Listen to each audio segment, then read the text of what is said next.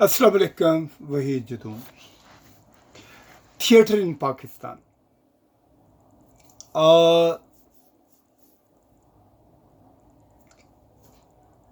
جب میں نے زندگی شروع کی، پروفیشنل لائف میں آیا، تو میرے لیے جو سب سے بڑی اٹریکشن تھی یا جو میرا پیشنس تھا وہ تھا تھیٹر، پرفارم کرنا. اور وہ تمام ایکٹیویٹیز جو فنون لطیفہ کے ساتھ تھیں وہ مجھے بڑی اٹریکٹ کرتی تھیں. اینی وے، لکیلی پاکستان کے اندر بہت کم تھیٹر کمپنیاں ہیں جو پاکستان کے اندر سرو کرتی ہیں. بڑے شہر کراچی، لاہور، اسلام آباد اور کوئٹہ ہے، پشاور ہے. لیکن صرف کراچی اور لاہور میں ہی تھیٹر ایکٹیویٹیز ہوتی تھیں، اور چند گنے چنے گروپ ہوتے تھے جو ان تھیٹر کمپنیوں کو چلاتے تھے. کراچی میں خواجہ محی الدین صاحب ہوتے تھے، معین الدین صاحب ہوتے تھے، علی احمد صاحب ہوتے تھے، فرقان حیدر صاحب ہوتے تھے، ان کے بھائی ابراہیم نفیس صاحب ہوتے تھے. یہ لوگ تھیٹر ایکٹیویٹیز کرتے تھے. پھر اس کے بعد انڈیویجول گروپس تھے. رفیع پیر تھیٹر ورکشاپ نے پہلی دفعہ پروفیشنلی ایک آفس کھولا، ایک تھیٹر بنایا لوگوں کے اندر. اور ان کا جو مین آبجیکٹ تھا، وہ جو مین ان کی وہ اسپیشلائزیشن تھی، وہ تھی چلڈرن انٹرٹینمنٹ. اور پہلی دفعہ پاکستان میں پروفیشنل تھیٹر چلا، وہ رفیع پیر تھیٹر ورکشاپ تھا. لاہور میں چند گروپ تھے، اجوکا تھیٹر تھا، علمراٹ کاؤنسل میں کچھ تھیٹر کمپنیاں تھیں، اور انڈیویجول پروڈیوسر اینڈ ڈائریکٹر تھے جو مختلف پروجیکٹ کرتے تھے آن اینڈ آف. اور ان میں سے چند جو تھے وہ ریگولر بیسس پہ کرتے تھے. اور تمام آرٹسٹوں کو ایک پلیٹ فارم ملتا تھا جہاں سے وہ پرفارم کرتے تھے. لیکن عام سطح پہ آرٹسٹوں کو اور تھیٹر کو کبھی بھی اس طرح سے انکریجمنٹ نہیں ملی جس طرح سے پوری دنیا میں اور جگہوں پہ ہوتا ہے. بڑے غیر سیریس طریقے سے لوگ ان کو ٹریٹ کرتے تھے. لیکن مجھے ایک چیز کا پتہ ہے، بچپن کے ان پیارے پیارے دنوں میں جب میں نے ویژولی ایسی چیزیں دیکھی تھیں، وہ آج بھی میری ہارڈ ڈسک میں سیف ہیں. اور وہی مجھے بہت ساری انرجی دیتی ہیں. اسی طرح ہر بچہ اپنے بچپن میں جو چیزیں دیکھتا ہے وہ ہمیشہ اس کی زندگی میں اس کے ساتھ ہوتی ہیں. تھیٹر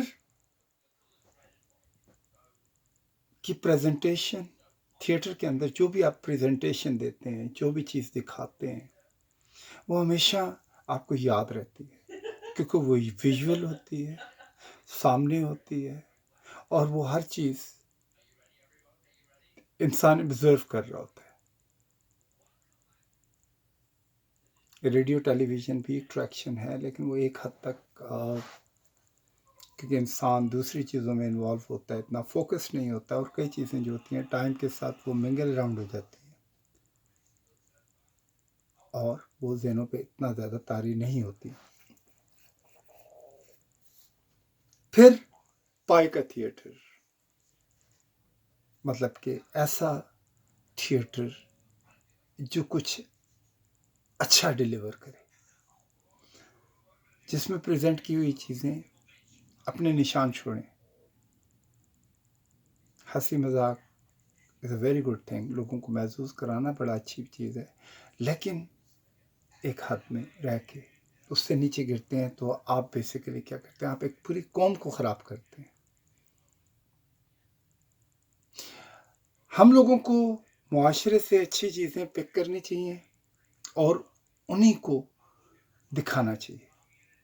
جو نیگیٹو چیزیں ہیں یا ایسی چیزیں ہیں جو ایک معیار سے نیچے جاتی ہیں، اس کو بالکل انکریج نہیں کرنا چاہیے. ہمارے اسکولوں کے اندر تھیٹرکل اینڈ ایکٹیویٹیز بہت کم ہے،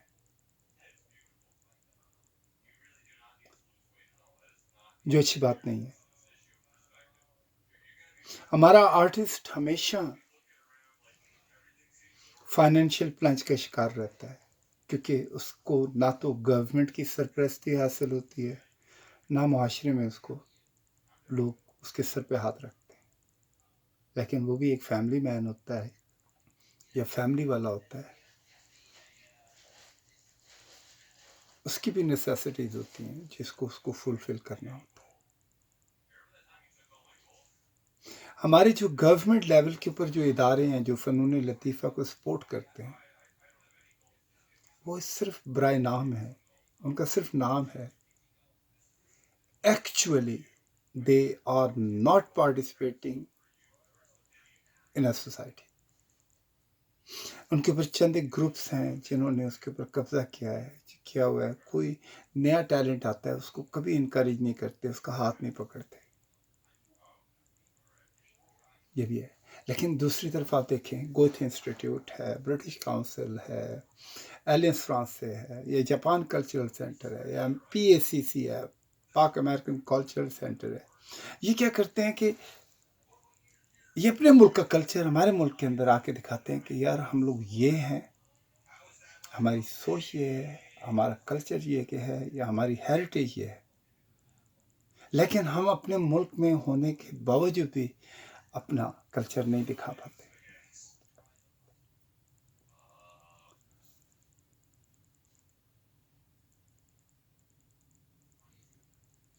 زندگی میں انسان کو ہر خانے کو جا کے ضرور ہاتھ لگانا چاہیے، اور اسپیشلی ایسے خانوں کے اندر تو انوالو ضرور ہونا چاہیے جہاں سے آپ کو ایجوکیشن ملتی ہے، جہاں سے آپ کو گیان ملتا ہے، جہاں سے آپ کو تعلیم ملتی ہے. یہ ایک ذریعہ ہے. اسی لیے اپنے بچوں سے کہیں اور خود بھی نیور انڈر ایسٹیمیٹ، اس کو انڈرمائن مت کریں. ہم دنیا بھر کی نصیحتیں کرتے ہیں، لیکن end of the day television کے سامنے بیٹھے ہوئے یہی چیزیں دیکھ رہے ہوتے ہیں. جس چیز کو ہم دیکھتے ہیں، پسند کرتے ہیں، تو پھر اس کے بارے میں بات کیوں نہیں کرتے؟ ان چیزوں کو انکریج نہیں کرتے، کیوں نہیں کرتے اپنے بچوں کے اندر؟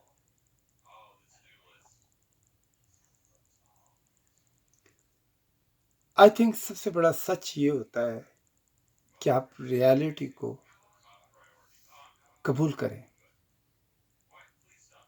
اور اس کے اندر پازیٹیو چیزوں کو تلاش کریں.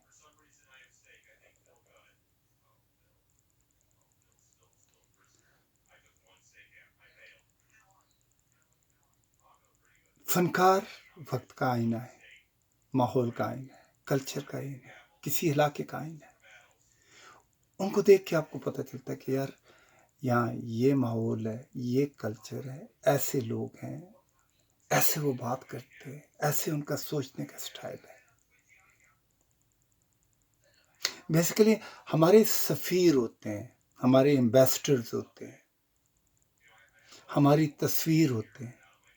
لیکن اگر ہماری تصویر پڑھی لکھی ہوگی، ڈیسنٹ ہوگی، ڈیلائٹ ہوگی، برائٹ ہوگی، تو ہماری قوم بھی اسی طرح نظر آئے گی پوری دنیا کے ساتھ.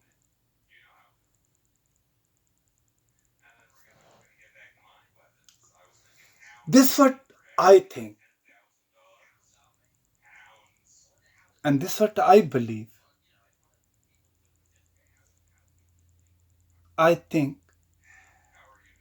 ہمیں انکریج کرنا چاہیے. اگر کسی کے پاس بھی کوئی ٹیلنٹ ہے جو گاڈ گفٹڈ ہے، اس کو سپورٹ کرنا چاہیے. پوری دنیا کے اندر بایوگرافی لکھی جاتی ہے، ان کے کام لکھے جاتے ہیں. کوئی بھی آرٹسٹ ہو، پینٹر ہو، سائنٹسٹ ہو. ہمارا ڈائلما یہ ہے کہ ہمارے کسی آرٹسٹ کی کوئی بایوگرافی نہیں ہے. ایون ہم اپنے جو لیڈرز ہیں ان کو بھی कंपोज करके उनकी बायोग्राफी नहीं लिखते। हमारे आम लोगों को पता ही नहीं है कि आज से 30 साल पहले हमारे मुल्क में जो मुख्तलिफ शोबे थे उनके अंदर कौन वो लोग थे जो पायनियर्स थे इसके अंदर, वो कौन है, उनका काम क्या है। पेंटर्स में देख लें, कई बड़े बड़े लेजेंड थे, लेकिन वो गुमनाम हो चुके हैं। बात किसी इंडिविजुअल आइडेंटिटी की नहीं है, बेसिकली काम की है कि काम क्या डिलीवर किया था उन्होंने, क्या हमने उनके काम को प्रिजर्व किया, क्या वो मशले राह है। I think that we have to. So I hope now things will be change. हमारे नए बच्चे ज़रूर इसको सोचेंगे, प्रिजर्व करेंगे और अपनी चीज़ों की इज्जत करना हमें भी सिखाएंगे और ख़ुद भी सीखेंगे। Stay blessed. अल्लाह आपकी मेरी हम सबकी हिफाजत करे।